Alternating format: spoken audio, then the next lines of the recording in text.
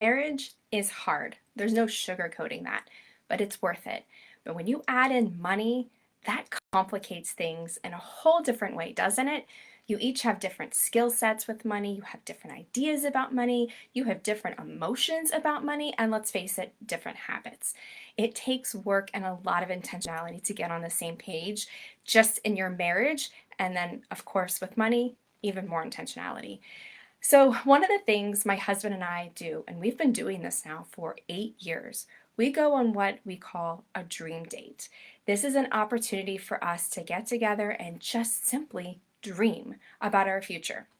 And in fact, one of our recent dream dates that we went on, we revisited one of the things that we had made a decision on previously, and that was the frequency of our trips, just the two of us. We had decided several years ago, every 10 years we'll go on a trip. And I said, why every 10? Why don't we start making it every 5? And so we decided that on a recent dream date that every 5 years, just the two of us are going to go on a trip. And that's an exciting change for us because it's going to absolutely affect our budget and some of our schedules, but at the same time, it's something for us to look forward to. So think of a dream date as really a first date on steroids. So let me take you back in time to our very first date 18 years ago because I pulled an idea from that date for our most recent dream date. So my husband and I were in college and he took me out to eat at a restaurant where the chairs and the tables are, stuck to the floor, which they say you're not supposed to do on a first date, but hey, we were in college. And he handed me a piece of paper, and I remember thinking, what is this? It was a survey. He had put together a survey of questions, and he had one for himself too. So we each sat down and answered these questions and swapped papers and discussed the answers. What an awesome way to jumpstart conversations. And we still have those papers to this very day. And that was what was my inspiration for our most recent dream date. We've gone on dream dates to the park where we just simply sit and brainstorm. We've gone to restaurants, sometimes dream dates, or even just at home. Once the kids are in bed, we just sit down and have a conversation, burn a candle, just the two of us. And so, our most recent one, we went out to eat, and I put together a survey. We have been on dream dates now about every 6 months for the past 8 years. So, we've had lots of conversations about different things that we want to do. And I decided we needed to spice things up a little bit in how we go about our dream dates. So it was a survey to rank our priorities for the coming year.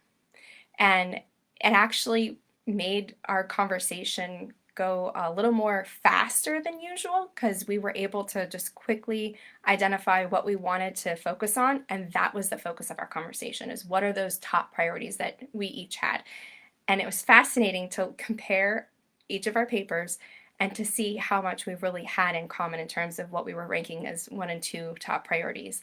And the stuff that wasn't even something we cared to really work on this year just didn't get a number at all. So it was a fascinating little experiment, but it was a nice, nod to our first date 18 years ago. So let me give you a little bit more information about why we do this, the benefit of it, and how you can get started too. So the dream date, like I said, it's an opportunity for you guys to just talk. What's on your hearts? What are the things you want to do in your career as a family? What are those projects around the house, trips you want to take?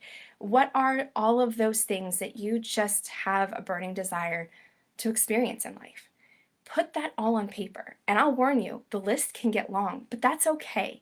You're not going to tackle it all at once. You're going to do it over time. But that's an awesome way to really understand where are you both coming from. Because think about it, when you're dating, you're dreaming, right? You're talking about your future, you're talking about things you want to do, and that's one of the things that, bonds you together very early on in your relationship. But then as marriage evolves and kids enter the picture and you're busy with your careers, life becomes so administrative. And it has to sometimes take a back seat, and we have to sit down and go back to that dreaming conversation that brought you two together in the first place. So we do this every 6 months. And our most recent one was in December, and I'm actually thinking we might need another one soon where our life is in flux. And that was the reason why we even started these dream dates, was because our life was in flux. We were renting a house, living out of boxes for 15 months, building our house, a second child was on the way. life was chaotic, and we needed those conversations to ground us about what are we working towards so that we could be on the same page moving forward, because there was just a lot happening in our schedules and our lives. And it's an opportunity to discuss anything and everything that's on your heart so that you can start to really talk about those priorities. Compromise on things. Okay, you want to work on this, I want to work on that. How do we support each other in that? You can start having those conversations of making it happen. And it's exciting because it gives you something to look forward to. You're not caught up in this humdrum of life. You're really looking forward to the future together. So if you haven't had a dream date in a while, I suggest you go on one. And you don't have to do anything to prepare for it. Our first one, we simply sat in the park. I had a piece of paper and we just jotted down anything and everything that came to mind. And then I spent time, typing it up, kind of organizing it, and we've evolved that over time. We just update it. It's not complicated. It's just a piece of paper. So don't overthink this. Just have a conversation. Talk about what's important to you and to your spouse, and start thinking about how to make some of those things happen.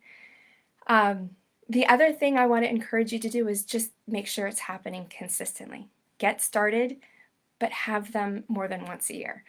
A lot happens in 12 months, and I have found every 6 months to be a good tempo, but we're in a flux right now, so we might need to have another one, and that's okay, because who's going to say no to a date? So give yourselves the gift of a dream date. Have fun with it. Find a way to gamify it. Maybe it's not a survey, maybe it's something else that you can come up with to just get the conversation started. But it's really worth the time to work together, be on the same page, work on your marriage, because that is the most important thing. That is the foundation for your family. So enjoy your dream date.